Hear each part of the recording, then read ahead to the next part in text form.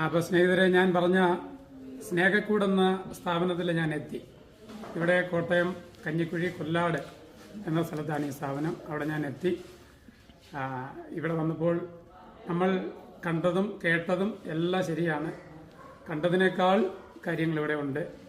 അപ്പോൾ ഇവിടെ അമ്മച്ചിമാരുണ്ട്, എല്ലാവരും ഉണ്ട്. അപ്പച്ചന്മാർ കുറച്ച് പേരെ വന്നിട്ടുള്ളൂ. അവർ വേറൊരു സ്ഥാപനത്തിലാണ്. പിന്നീട് നമുക്ക് അവരെ കാണാം. ഇപ്പം നമുക്ക് ഈ സ്ഥാപനത്തിലുള്ള കാര്യങ്ങളൊക്കെ ഒന്ന് ചോദിച്ചറിയാം. ആദ്യം നമുക്കിതിൻ്റെ മാനേജറായിരിക്കും, നടത്തിപ്പുകാരനായിരിക്കുന്ന സാറുണ്ട്. അദ്ദേഹവുമായിട്ട് നമുക്കൊന്ന് ചില കാര്യങ്ങളൊന്ന് ചോദിക്കാം.